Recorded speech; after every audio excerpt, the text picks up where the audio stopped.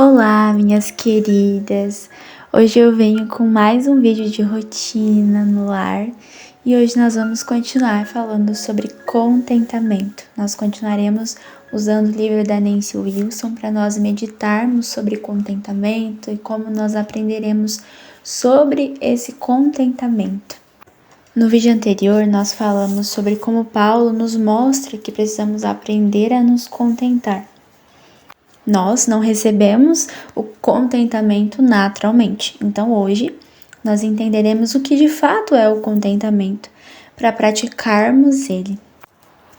Nesse momento eu quero nos lembrar do texto que vai nos acompanhar por essa jornada, que foi citado no vídeo anterior e eu vou citar ele de novo hoje, que é Filipenses 4, do 11 ao 13, e diz assim: Digo isto não por causa da pobreza, porque aprendi a viver contente em toda e qualquer situação. Tanto sei estar humilhado como também ser honrado, de tudo e em todas as circunstâncias. Já tenho experiência, tanto de fartura como de fome, assim de abundância como de escassez. Tudo posso naquele que me fortalece. Para nós começarmos hoje a nossa meditação no livro e a conversar um pouco sobre o assunto, eu vou ler para vocês alguns trechos do livro em que a Nancy vai falar sobre o contentamento. E ela diz assim: deveríamos ser encorajadas por isso, pois se Paulo, um grande homem da fé, teve de aprender a contentar-se, logo não é motivo de vergonha confessar que também precisaremos de algumas aulas difíceis. Partilhamos do mesmo instrumentor gracioso que o apóstolo Paulo teve. Nosso bom e misericordioso Deus nos deu sua palavra, suas promessas e seu espírito para nos ensinar. Estes são recursos tremendos que tornam o contentamento alcançável. Aprender é mais do que meramente recitar as escrituras, é aplicá-las, colocando-as em prática e apropriando-se delas. Desse modo, devemos ser capazes de praticar o contentamento e não apenas citar Filipenses 4, 11 a 13. Que maravilhoso é saber que nós não estamos sozinhas nessa jornada, que Deus, como um Pai, nos ensina e nos ajuda. A palavra é clara quando nos diz que o Espírito é o nosso ajudador. Do que mais nós precisamos quando temos o próprio Deus nos ajudando e nos auxiliando? João 16,7 nos diz assim: mas eu afirmo que é para o bem de vocês que eu vou. Se eu não for, o conselheiro não virá para você, mas se eu for, eu o enviarei. Que promessa linda que o Senhor Jesus nos deixa antes de Ele ir aos céus. Ele diz claramente: olha, eu vou, mas eu não vou deixar vocês desamparados, eu não vou deixar vocês sozinhos.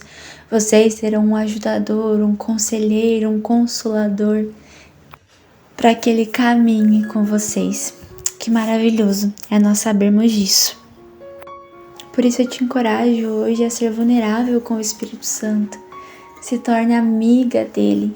Mostre a sua vulnerabilidade, a sua fraqueza, que você necessita dele. Seja sincera com ele, aonde você tem falhado. E mostre a ele as suas fraquezas para que ele possa de fato ser o seu ajudador. Quando nós não precisamos de ajuda e nós sabemos todas as coisas e damos conta de tudo, para que serve um ajudador, um conselheiro e um consolador? O Senhor Jesus deixou o Espírito Santo porque Ele sabia que nós não daríamos conta de tudo, que nós não saberíamos todas as coisas. E é para isso que o Espírito Santo está aqui, para nos ajudar, para nos ensinar. Se torne amiga dele. Eu gosto muito da introdução desse livro porque a Nancy, ela de fato fala com as leitoras, né?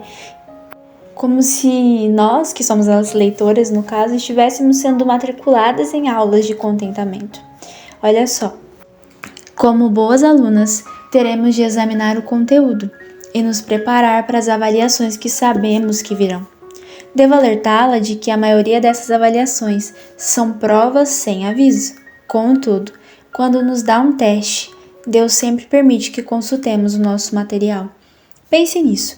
Ele nunca nos abandona, mas permanece ao nosso lado em cada prova, concedendo-nos todo o poder para passarmos com boas notas. É certo que, quando passamos em um teste, prosseguimos para uma matéria mais difícil, mas, ainda que venhamos a falhar, podemos descansar, cientes de que teremos outra oportunidade de refazê-lo muito em breve.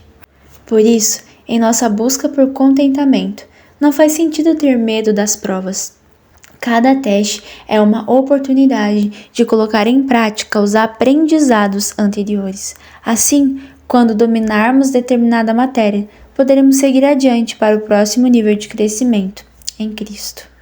Para dar início ao aprendizado do contentamento e explicar de que forma podemos nos contentar em Deus, cabe a mim fornecer uma definição prática.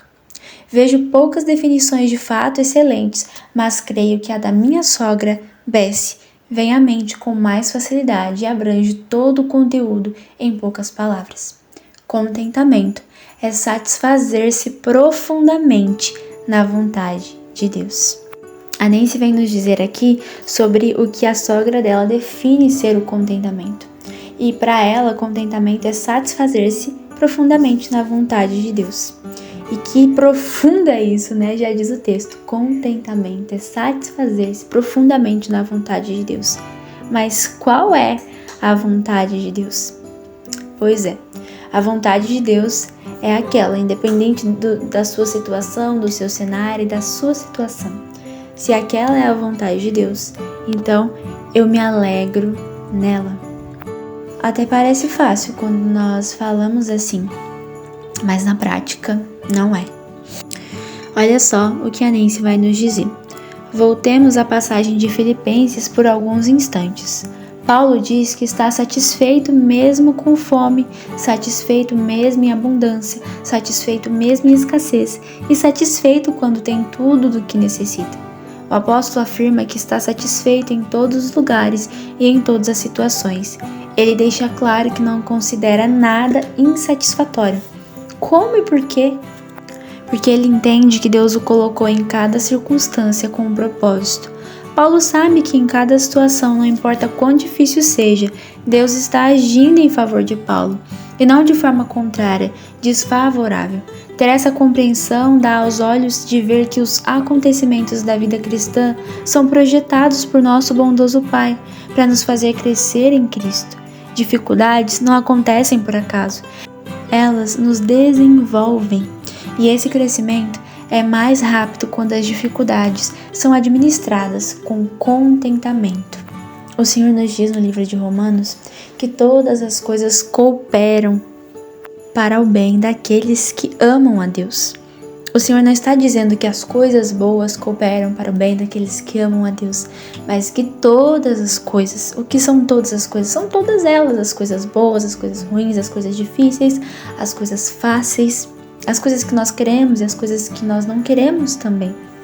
Se contentar não é sobre se alegrar porque eu estou passando por uma dificuldade, mas é se alegrar porque o Senhor tem um propósito naquela dificuldade. Não é se alegrar pelo problema em si.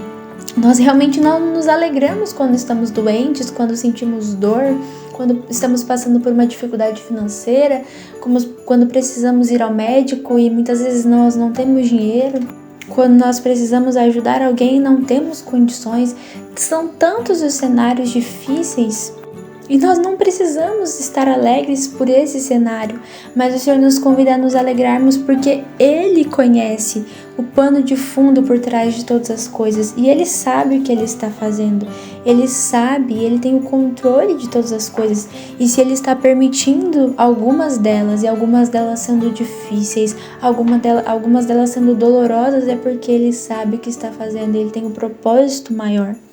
Então eu me alegro não na dor, mas eu me alegro no propósito da dor, que é me tornar parecida com Jesus.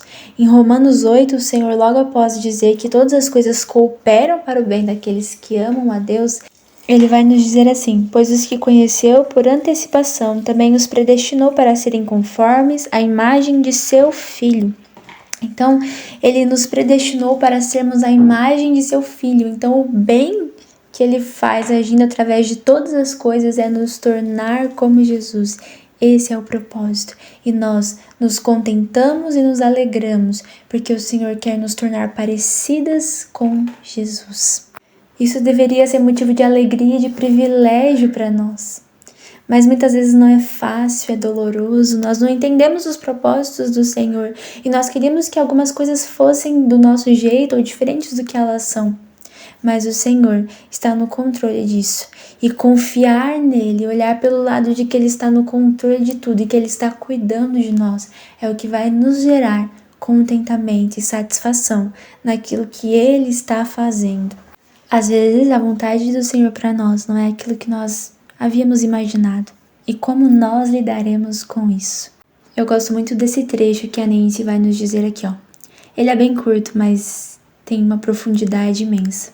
De igual modo, o Senhor é a fonte de todo o nosso contentamento. Como eu posso me contentar se eu não consigo? Eu tenho uma resposta para você. Vá até a fonte. Nós precisamos buscar ao Senhor, passar tempo com Ele e expor aquilo que nos deixa insatisfeitas.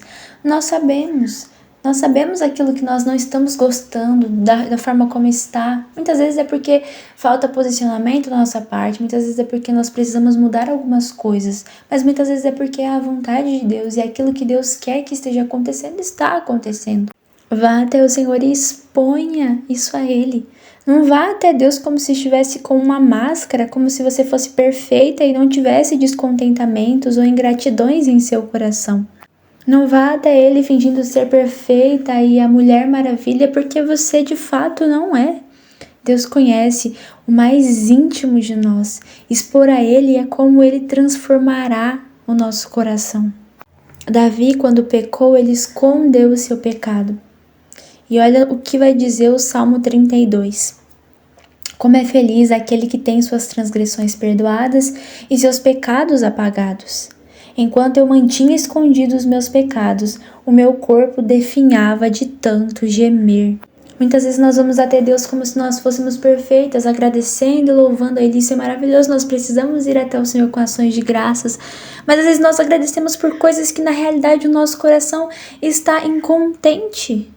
E o Senhor sabe disso, e mascarar isso só vai nos levar para longe dele, só vai nos fazer permanecer no pecado do descontentamento.